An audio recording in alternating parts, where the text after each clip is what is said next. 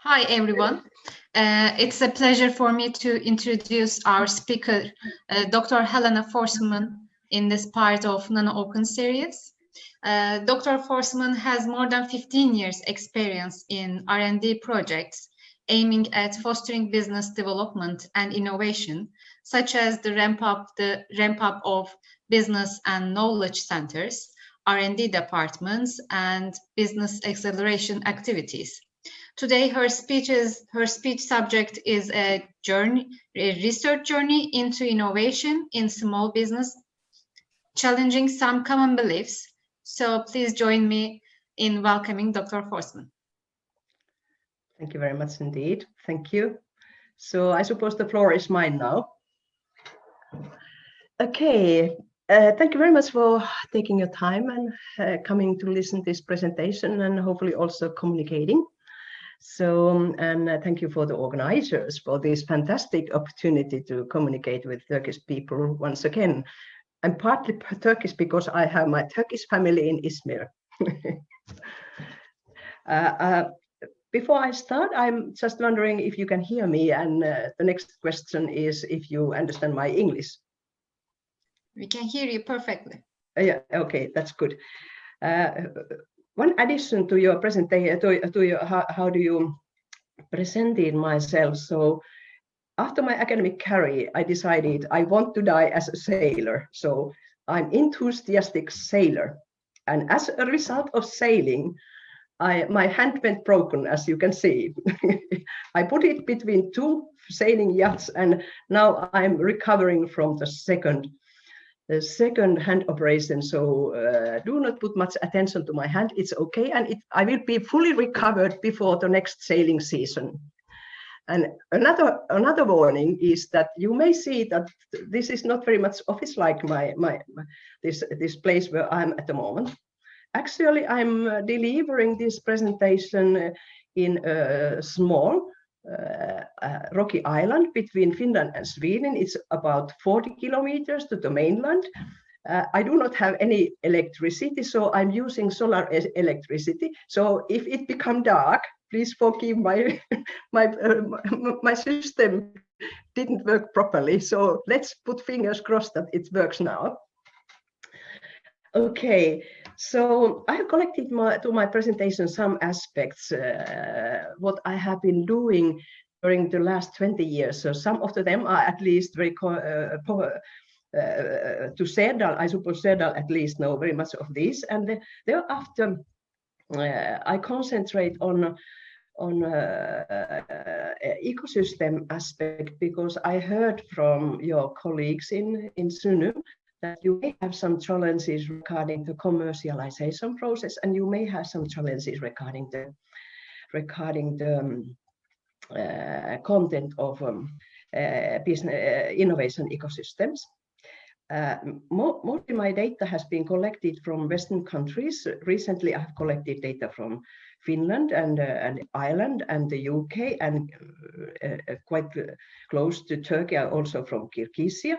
And I also have some data for Turkey, from Turkish companies. Unfortunately, my data from Turkish companies has been collected in 2014. So since 2014, you have progressed well, but however, I may use them as a case. Let's start, if you are ready. So, research journey into innovation in small businesses, and I try to challenge some common beliefs. Last time I challenged some common beliefs, it was one of the United Nations meetings. United Nations uses my expertise in some cases when they want to improve innovation policy aspects in developing countries, and I was in a meeting in Geneva, and I said in the meeting that I'm not very much interested in innovation, but I'm very much interested in innovators. And we put more attention, we should put more attention to the people who are innovating instead of looking only to innovation. And what happened? There was a very worldwide well-known professor who became so angry, and I felt it in my skin what happens when you open your mouth in a wrong place and in not very good timing. So I'm trying my second time to challenge some common beliefs now. First, I would like to introduce a debate between the business guru and technology lover, and why we have some difficulties in in getting some shared understanding. And thereafter, let's go for innovation and what means innovation as a journey, not as an output. And let's take a look in third part of this presentation, how innovation and learning lead to competitiveness. And finally, I try to summarize how to help small businesses to innovate. And there will be hopefully present the ecosystem aspect and commercialization aspect as well. And let's start with the debate between technology lover and business guru, because I suppose that quite many of you are involved in some sort of research organizations and technology centers, and you try to help technology-intensive firms to innovate. And sometimes you may have found it difficult to understand each other when business people and technology people are speaking. Let's take a look at some examples why we disagree about some aspects. So quite often technology lover says that technology drives business growth. And the business guru say, no, it's not technology that drives growth. It is the fact how firms integrate technology into their businesses. So whenever you speak about technology, at the same time, you should speak about how to integrate this technology into your business to be able to provide more value to the customers. Another aspect is that, okay, technology guru continues that the applications of technology are the main building blocks of success. And at the same time, business guru reminds you about the fact that it is customer who you should listen. It is customer centricity in your organization. That is the building block of your success. The next one is that the technology lover tends to analyze the capability needs based on what they already know, based on their current knowledge. While the business guru tries to identify the knowledge gaps based on what is their future vision. And based on the future vision, they try to find what kind of capabilities we should develop in order to be able to be competitive in the near future. The next one is that quite often I have found in technology centers that they want to have talented people in their centers, and they trust that a few talented people are needed for brilliant innovations. At the same time, the business guru says that no, it's a very close collaboration between business and technology and external parties. So that, however, despite the fact that we speak about the openness of innovation, quite often in technology-related fields, innovation tends to be quite close. Technology lovers fully trust that technology and use of technology changes the culture of firms. But the business guru says technology never drives change on its own, but it's culture that directs the adoption of technology. So you need to have a flourishing culture to be able to adopt the technology and exploit it fully in your business. And finally, some technology gurus says that you must be very talented and superior in developing technological innovations, and they are patented. While the business guru says, no, it is the capacity to develop and exploit the innovations that is a key to success. So, and finally, oh yes, there was one again. So quite often the technology lovers, they tend to follow the same pathway in which they already are, just going forward.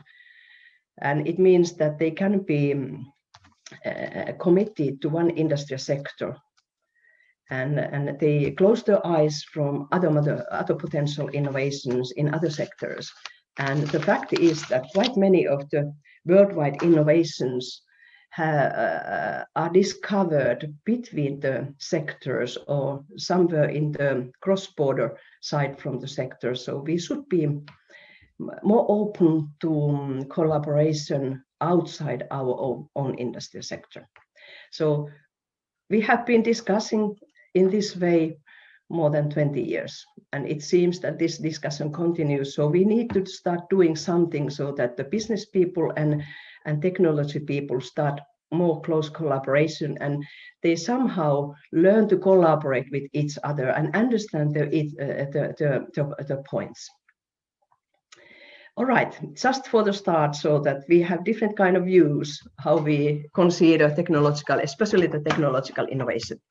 Let's start with innovation as a journey. Serdal, you can put your close your eyes, because I suppose that you have been writing with me about this topic. I started this research project in 2008, and we collected data in order to identify what kind of innovative profiles we can find among the small firms. And we found that actually small firms can be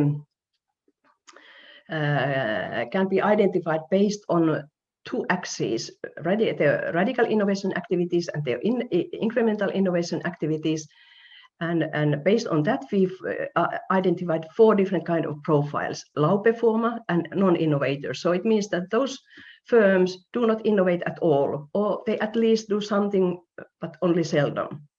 Then we have incremental performer, the firms that are very close to something, continuous quality improvement. But they make innovations, but they are small ones, very incremental ones. And mostly these incremental innovations get birth, for example, when the customer comes and says, we want something else. And in order to satisfy the customer needs, they do some modification to the previous product. Radical performer, I suppose it is in the interest of all technology centers, because those people, they want to develop radical innovations that will be competitive in the whole world.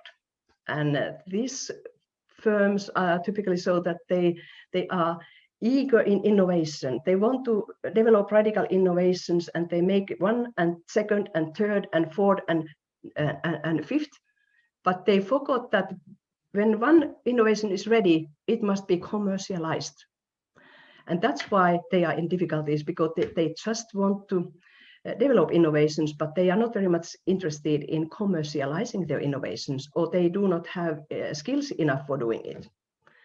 And small minority of the small firms are high performers. So it means that they have balance in the radical innovations and incremental innovations, and normally it means that, okay, they can be so that they have several incremental innovations developed, and then suddenly they have a need to make something radical. And when you have a need to make something radical, for example, into your product, you need to change a little bit your services, you need to change a little bit your methods, you need to change a little bit your processes. So it means that high performer is an innovator type in which one innovation leads to another and another and another. And so it means that we are close to something that can be said, it's continuous innovation. Okay, this is the typology. What do you think about Turkish firms? Let's see. The Turkish data is based on collected from 1,249 companies, and it has been collected by the World Bank. And it looks like this. And this is from whole Turkey. I know that Istanbul and Izmir are sophisticated areas. I suppose that the data in your areas is a little bit different, but when considering the whole Turkey. So the vast majority of the firms are low performers, either non-innovators or firms that have developed only one or two very minor, very incremental changes in their products or services. Incremental performers are a little bit less than 10%. Radical performance 2%, and rest 4.4% of firms are high performers. This is the challenge, because you are interested, mostly the technology centers are interested in collaborating with radical performers, because they are the most skilled people to start collaborating with the technology centers. And the low performers, there is a huge mass of companies that you could help hugely if you can start collaboration with them. But the challenge is that you do not have same language. In technology centers, your language is something that the small low performers, they cannot understand. The challenge is that you should somehow start a journey from a non-innovator to a high performer, and try to get more and more firms to the high performer status.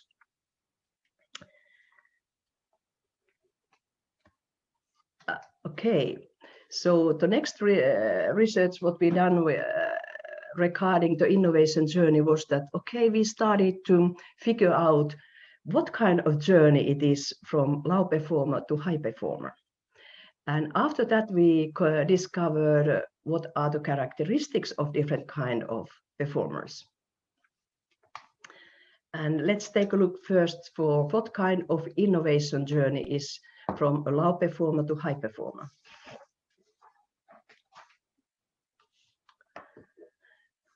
So these are the levels, are that the firms that low performers, they have no innovations actually. Then we have firms that are occasionally innovating. Then we have firms that are frequently innovating, and then finally continuous innovators. And this is something you should target, so that you can go with all firms, or at least selected firms, to the level of continuous innovator. Then they are competitive enough in the world market. Let's start from the incremental innovator. Low performer can move towards incremental performer by starting with incremental activities. They start improving their internal activities. When they have done this, they start improving their products and services to the customers. And thereafter, the customers, they want to have more efficient services. So the low performer starts improving the processes and methods. This is quite common journey from a low performer to incremental performer. What about radical one? Low performer can start this journey. They quite often select the radical product. And when they have developed a radical product, it is needed to start producing this product, and they need the process innovation. And thereafter, it needs to be delivered to the customer, and they need radical services and methods. So this is quite common journey from a low performer to radical performer. And let's take a look about the high performer. So quite often the low performer, if they start radical products, and immediately they develop incremental services and activities, and then they go to activities, processes, and methods, and finally they are high incremental performer, high radical performer, depending on if they have emphasis in radical innovations or in incremental innovations. So quite typical journey, but however, when you try to help small firms from non-innovator to high innovation performer, it means that you should be able to help them to start with one innovation and to continue to the next one and next one and next one. And at the same time, they learn, because learning is part of innovation. They learn to become better and better and better. Okay, what kind of innovators you have working with you if you start? What are their characteristics? First, the low performer. The challenge with low performer is that they are happy. They mostly are very happy with their situation because they are stable, they are slightly growing, they have high profits compared to others, and there is a very low risk level. These firms, they have defensive future orientation. They just want to keep their present situation, their current position. They have very passive approach to change. Their knowledge technology intensity is low. They do not have any, or they have only weak innovation and project management practices. It's very difficult for technology centers to start collaborating with this without technology center learns to help small firms based on process-based working. But you love project-based working, and it's not common to small firms. And there are no existent innovation activities. So, and they are all the time running with a risk of a knowledge trap. And if they are in a knowledge trap, it means that they leave the market, or someone buy them, or something radical should happen, because they cannot continue more than 1 or 2 years, and thereafter they need to do something, or just leave the market. What about incremental performance? Incremental, they are stable in sales, so their profits are allowed to moderate. These firms are more entrepreneurial than innovative, and it's a very good point, because these firms may be able to help you in commercialization, because they are good in that. They are better in commercialization than radical performance, and they can quickly commercialize their incremental product innovations. They have more or less reactive approach to change. So they are reacting. If something changes, they try to find a solution what to do. However, their strategy is short term. They have weak innovation management practices. They have low investments in the activities. They have emphasis in internal learning. So it means that they have knowledge gaps. So also these firms are running a risk of a knowledge trap. And finally, it's not finally, it's the radical performance firm. These are firms have high but temporary growth in sales. Unfortunately, more than often, it happens so that when these firms develop one innovation, during 1 year, they have very high growth in sales. And then the sales drop below the level from which they started. So with these firms, when you are collaborating, you can easily develop technical innovations with them. But you should help a lot with the commercialization and business aspects, because otherwise these firms, their success is only temporary, and it does not last even 2 years. It's only 1 year in most cases. And these firms are in bankrupt, or something else very radical has happened. They have very weak or low profits, or actually last time I discovered from the UK and Irish and Finnish firms that most radical performers, they were very, very unprofitable. They were running all the time very heavy losses. The medium-term future orientation is good for collaboration with technology centers. They have emphasis on competitive technology, project management, radical change, but they have weak innovation management practices, and especially with the commercialization. And they are running a risk of profitability trap, because they are all the time just delivering to customers the pilot projects, and pilot projects are priced with very low price. So it means that their profits are all the time below the level that can be acceptable. And these firms, the emphasis is on external learning. And so it means that when they are the emphasis on external learning, so they are all the time collecting impulse and signals outside the firm what should be done, but they never have time to adopt inside the firm what should be done. And it's the problem with these firms as well. And finally, now it's finally the high performers.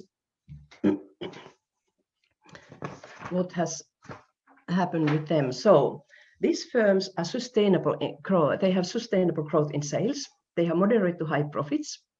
They have long-term future orientation, proactive approach to change. So they want to change the world, not other way around.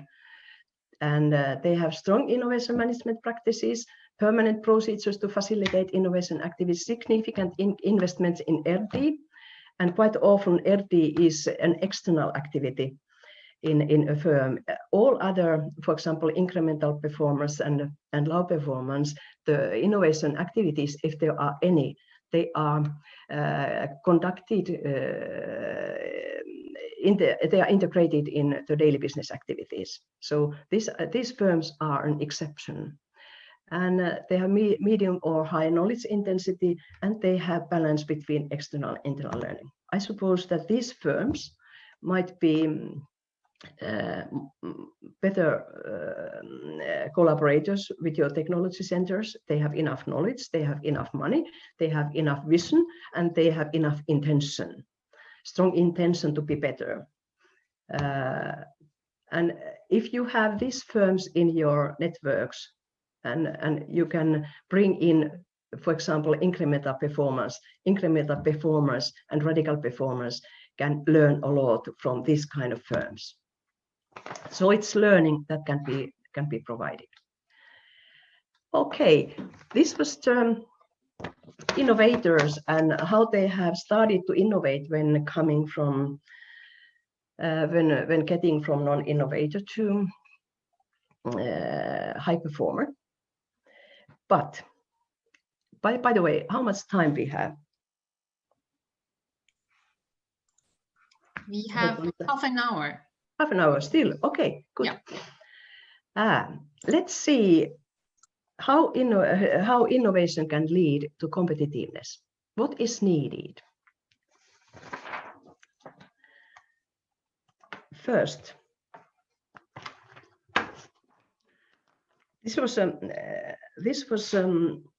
data was collected from Finland, but however, it seems to be very valid also in other countries, so that we started to figure out what kind of capabilities are needed from innovators.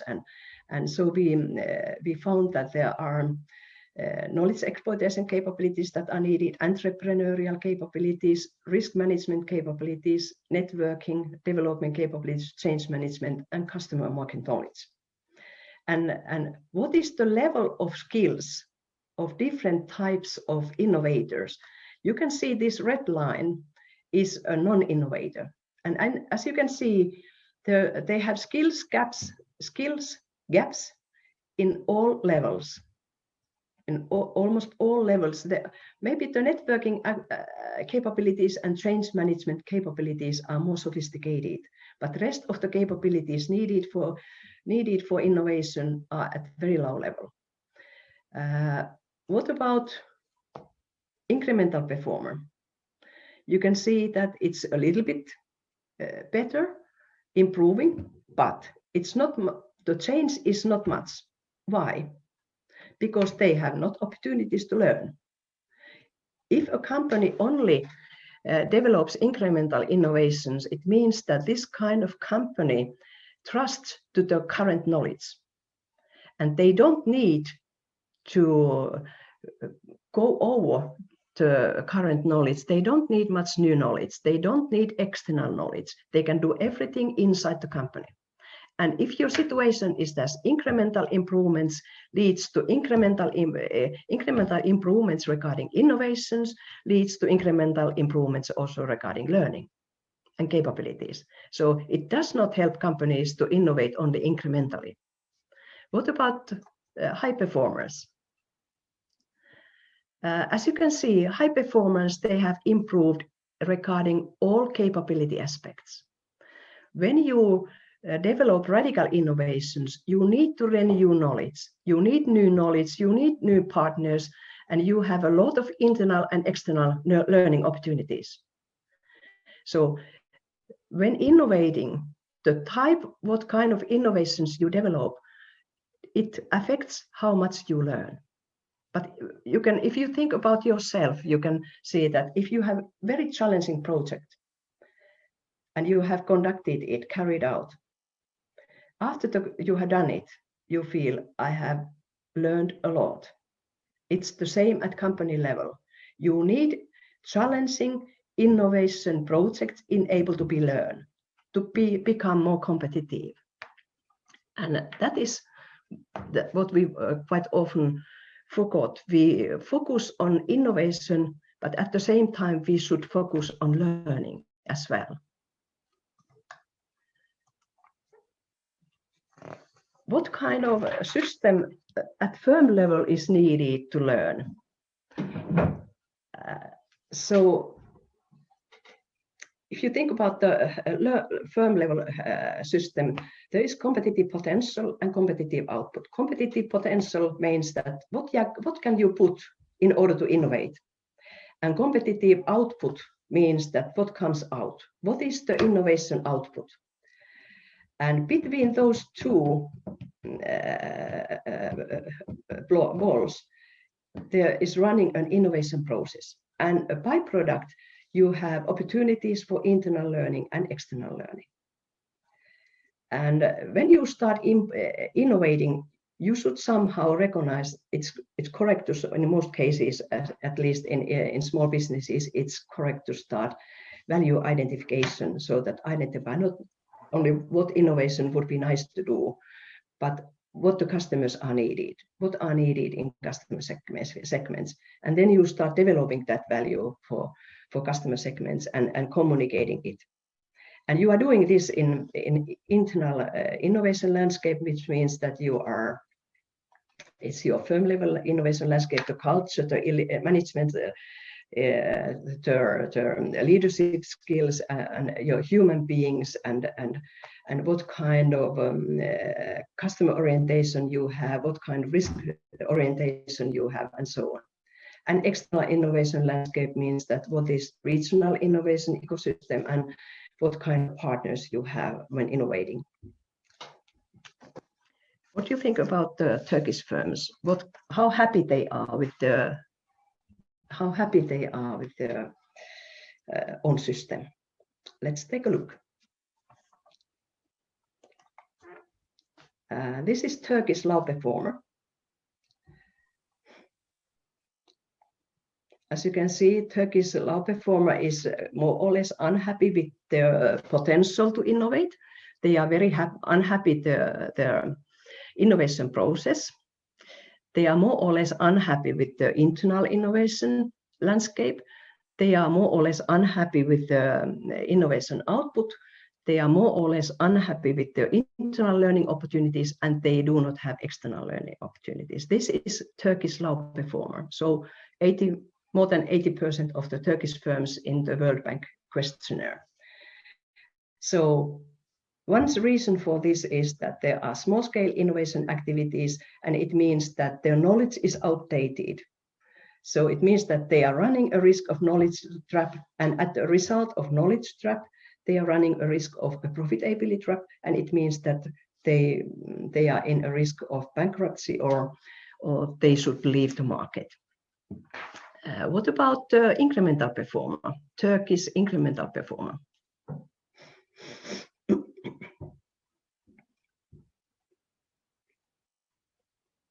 You can see that they are much happier firms. The most important reason for unhappiness is that they have inadequate knowledge base, and they have limited financial resources for innovating, and they have limited opportunities for external learning. But they are happy with the internal landscape, innovation landscape. They are happy with the external innovation landscape. They are happy what they are producing. They are happy with the outcome. But knowledge is the most important issue for them to be improved. Then they can solve the problem of knowledge trap, and they can solve the problem of potential profitability trap. What about the radical performer? I suppose that you love working with these firms. Radical performer, they trust the potential. They believe we have all knowledge needed to be the worldwide, to achieve the worldwide success. They are more or less unhappy with the innovation process. They are quite happy with the innovation output.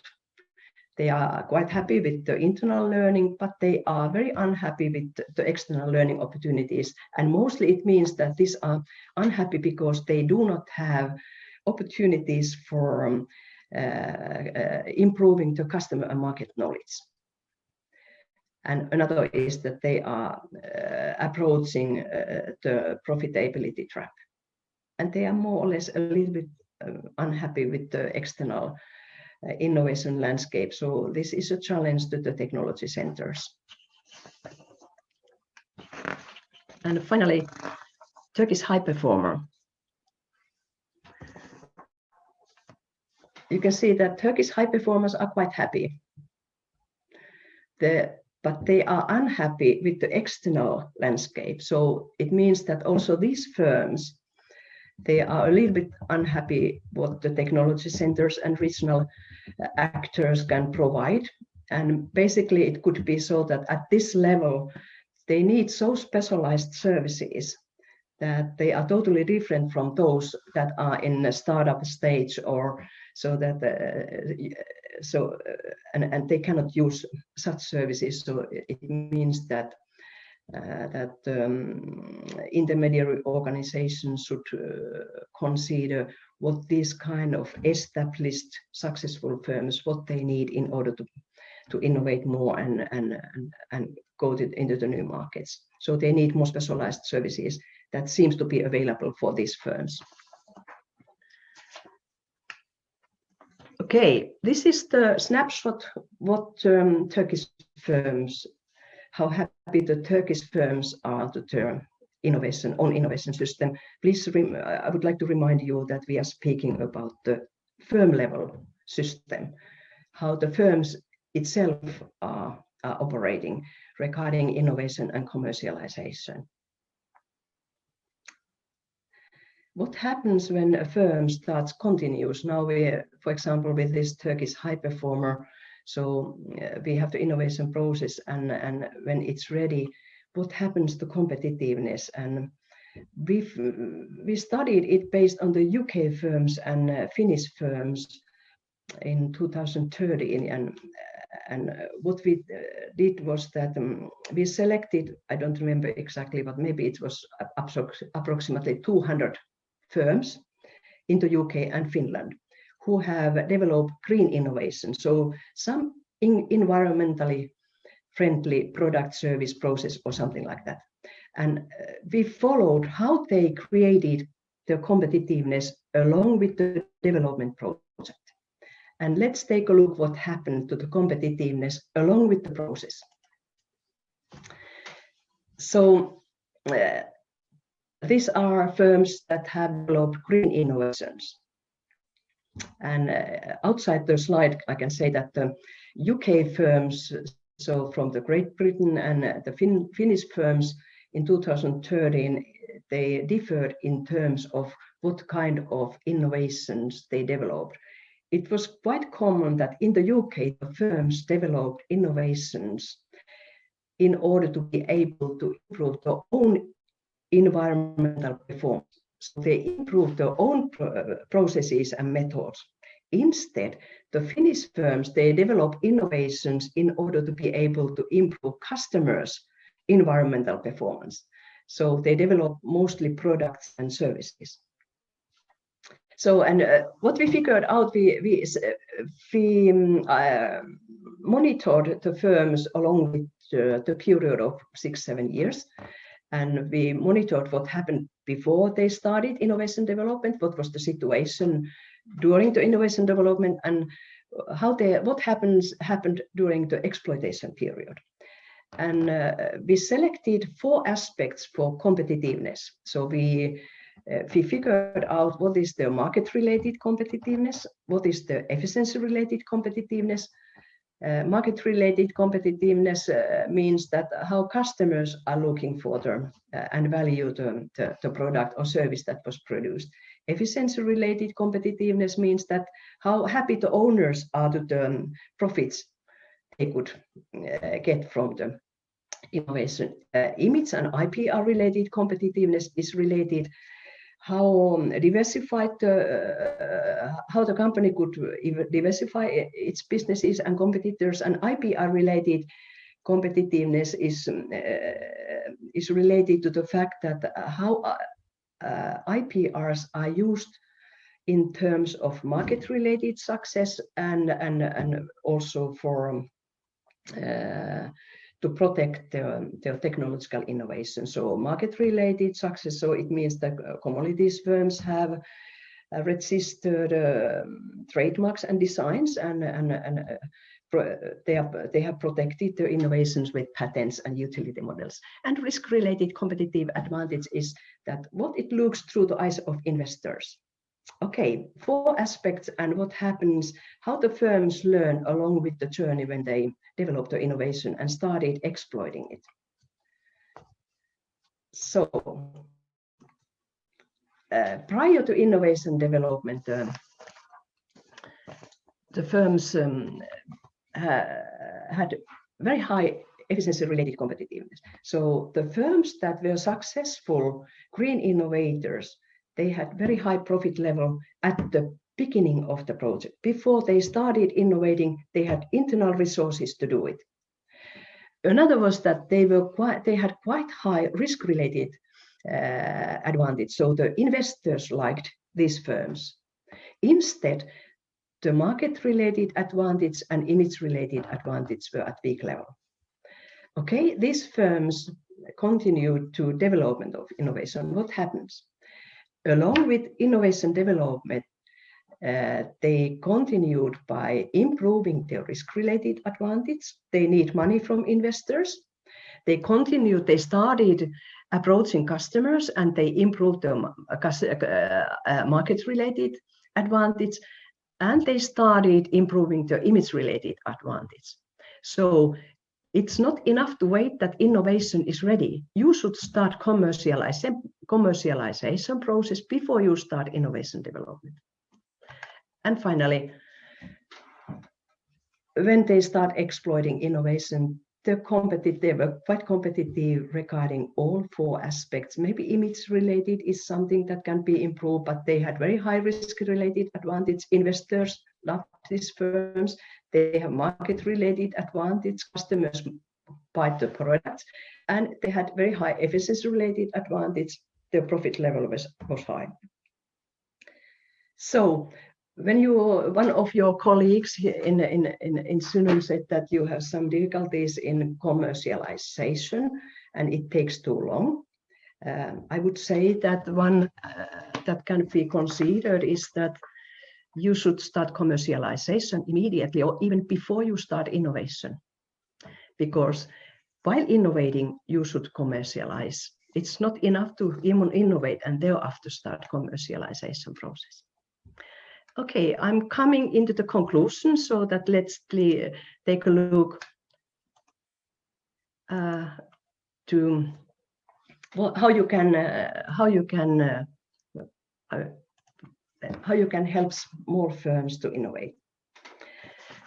First, what can be done when you collaborate with these firms and start to accelerate their innovation activities?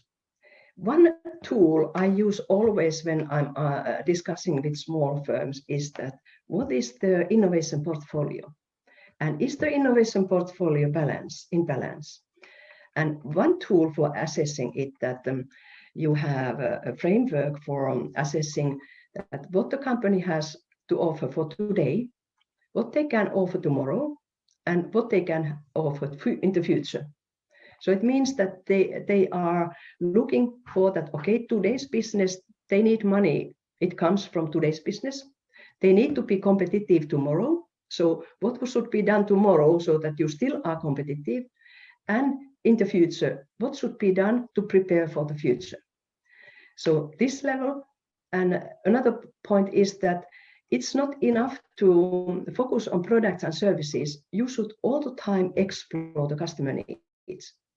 How the customer needs are changing, what they need and what are their hidden needs, because sometimes you should be able to recognize that what the customer needs before the customer will recognize it by himself or herself. Then you should all the time consider how to fulfill this customer need, and then how you will exploit what you have done, how to appropriate the value. What do you think about portfolios of Turkish firms? Let's take a look. Low performers, they are only serving existing markets, and they are something doing when optimizing existing solutions. So it's only minority. This is a very narrow innovation profile, and these firms are in a risk to die tomorrow. What about the incremental performers? They have a look what should be done for preparing tomorrow, but still it focuses only how to develop, for example, product or service, and how to enter into the market. But they forgot to listen to customers. Still, you can say that, okay, they have an opportunity to stay alive tomorrow, but you cannot be sure about it. They should do something radical in order to be able to survive. What about radical performers? They are eager to improve solution to new customers, but they lack of today's business, so they do not have money coming from the today's business, so they need all the time investors' money to do. However, the radical performers quite often, they do not have a long-term vision. So it means that they are concentrating on tomorrow, but they are not concentrating in the future. So these firms are in profitability trap just because the portfolio is focused on tomorrow's business. And finally, the high performers. So these are the firms that have balanced somehow the today's business and tomorrow's business and future business. So you can expect that these firms are viable tomorrow. These firms are quite viable also in the future. So they, however, they have all the time the antennas outside, looking for what the customers are doing, what they need tomorrow, what they need in the future, and what we should do to be able to provide something to these customers, and how we can make money with this, what we do. I would recommend starting with small businesses so that consider what is the innovation portfolio in terms of time and in terms of customer value creation. Another aspect to helps form firms is that in technology centers we quite often focus on technology, but it's not enough. Without having business layer in place, it's only innovation development but not commercialization. So it can be successful innovation project that output is something new, but it's weakly exploited in business. So you need also to consider operational excellence. So it means that you need to have strategic management in place, you need to have a vision and a strong intention to do what to do, and you need to know what you want to do, and you need to have an excellent business model how you will offer your solution to the customers. But it's not enough to have technology and business. You need to also consider the human level, which means that you need to have organizational excellence. So it means that you need to balance between management and lead. You need to have a fruitful culture, so that people want to innovate, they want to do business, they want to take risks, and you need to have your skills development in place, and customer centricity as well is a human level of aspect, so that you need to have a strong customer orientation. You need to discuss all the time with customers. You need to empower the customers to work with you. So it's not enough to help firms just to innovate at technology level. You should be able to help them also with business level and human level, because if those two other levels are missing, innovation does not lead to anything.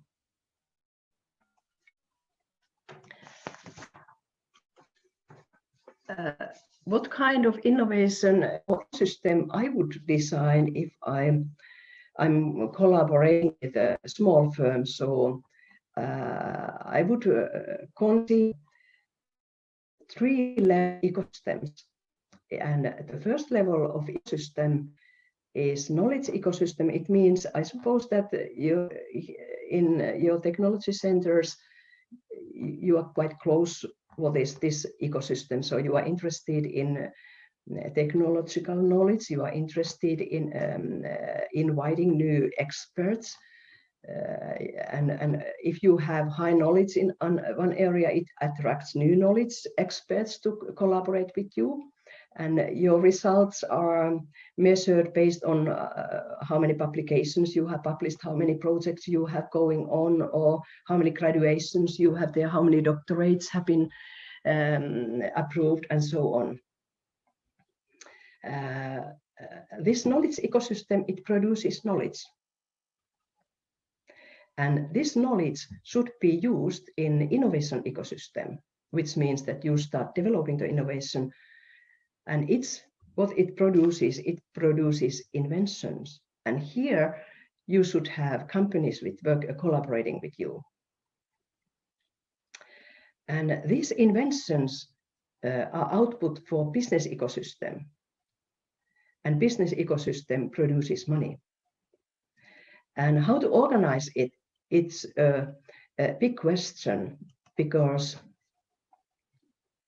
you should, in your projects, combine these levels so that when you start, for example, working with a project in a knowledge ecosystem, you have an invention to go to the innovation ecosystem. It starts innovation development project, and at the same time you start commercializing this. So it means that if you consider different levels, so that what is knowledge creation, what is innovation development, and what is commercialization, it would be maybe easier to design a system that helps not only in innovation development, but also in business development. And as you can see, if you have these 3 levels integrated in your ecosystem, it means that you start commercialization process immediately when you start, for example, knowledge development project or innovation development project. So these systems should work at the same time or at all levels.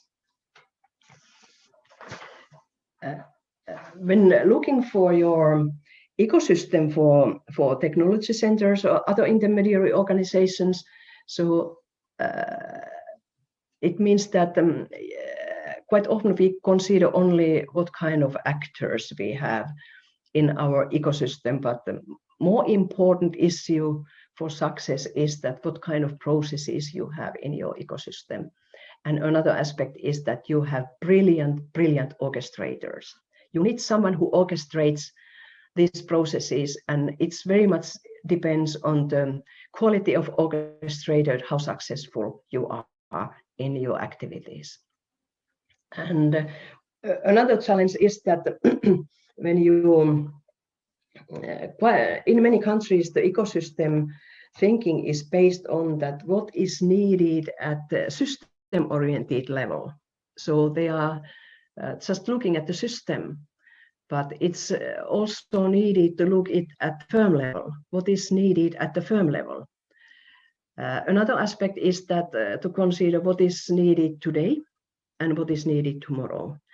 And when I'm in such experience such a challenge, I use some tools for being able to provide tools for every one of them. So when thinking about what should be the content of your ecosystem, I would divide the approach to firm-oriented approach and system-oriented approach. So with this, you make sure that the firm-oriented approach, you have right tools to the small businesses.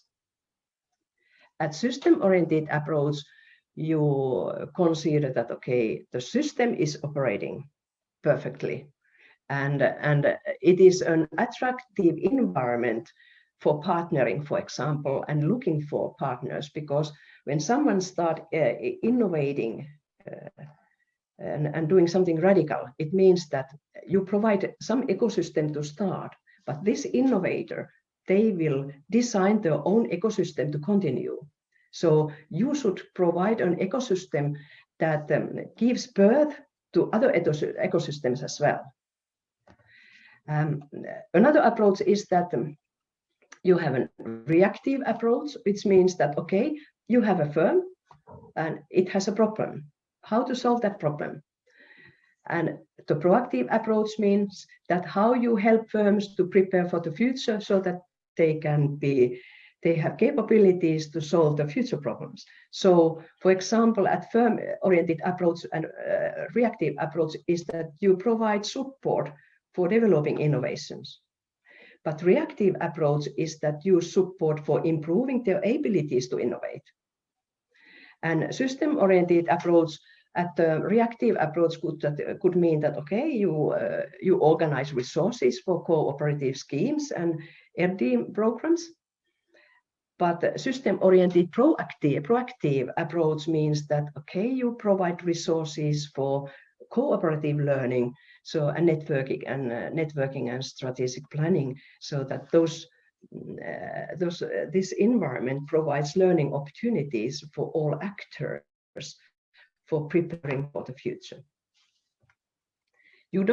Please don't become afraid for the next slide, because there is a lot of text. You don't need to read the text, but I could just show how we designed, by using this kind of framework, how we designed services to one of your colleague technology center.